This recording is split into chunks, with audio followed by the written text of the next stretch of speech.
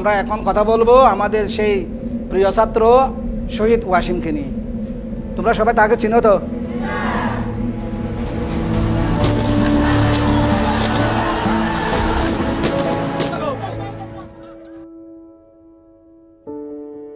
আমি হলো ভালো একটা শিক্ষক হব। শিক্ষকতাটা আমার পছন্দ হয়, এই কথা বলতো সবসময়।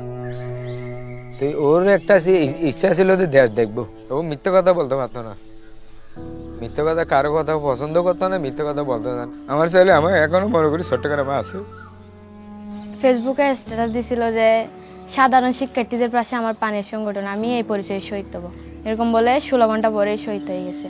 17 তারিখ ভোর 6টার দিকে এখানে রাস্তা দিয়ে লাশবাহী গাড়ি ঢুকতেছিল। ভাইয়া যে শেষবারের মতো লাশবাহী গাড়িতে করে ভাইয়ার নিরন্তর দেহটা যে আসতেছে, এটা বাবাকে দেখাচ্ছিলাম তখন। তো বাবা কিছুক্ষণ পরে অজ্ঞান হয়ে গেছে ওখানে।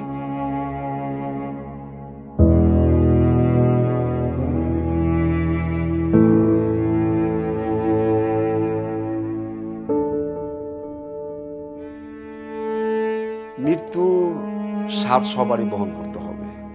ছেলেকে কুরবানি দিয়েছি, ছেলে কুরবানি হয়েছে দেশের স্বার্থে। আমার ছেলে এইভাবে যে চলে যাবে আমরা কখনো ভাবতে পারি। মিরাজ তো আমার ছেলে না, আমার বন্ধু ছিল। ও বুঝতো যে এখন বাবার পকেটে পয়সা নাই, ও বুঝতে পারতো একটি বাবার কাঁধে ছেলের লাশ যেই বাবাই বহন করছে সেই যাবে। আমার দেখতে দেখতে বৈশা রয়েছি তাজা, কিন্তু আমার ভিতরটা ঘুম যেরকম একটা কাঠের নষ্ট করে প্রতিটা মুহূর্তে আমার ভিতরটা এইভাবে টুকরা টুকরা।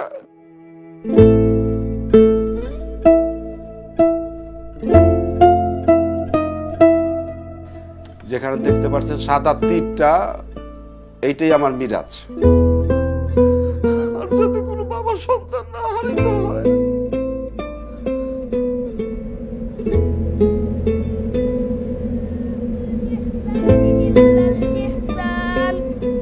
فبأي آلاء ربكما تكذبان 18 পারা পর্যন্ত পড়ছে, মানে আর 3 মাস বাকি আছে। 3 মাস পরে মানে হাফেজা লাইনে চলে যাবে আর কি।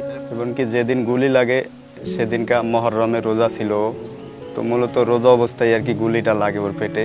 ও একটা বাসায় থাকতো, যেই কয় টাকা পাইতো এটা দিয়ে মানে আমার আব্বা আমার ওষুধ ভরি চালাইতো, আর আমরা যেটা ইনকাম করতাম এটা দিয়ে সংসার চালাইতাম। খুব ইচ্ছে ছিল মানে বাবা মারে নিয়ে হজ করতে যাবে, এটা খুব ইচ্ছে ছিল। কতটা তুমি হারালে বন্ধু, কেঁদেছে অন্তর। জানো না তুমি হারাবার ব্যথা, জানে পলাশির প্রান্ত। হারিয়ে গেছে যেখানে মায়ের সোনার নলুকখানি, গোলা ভরা ক্ষেতের ফসল সাজানো ফুলদানি।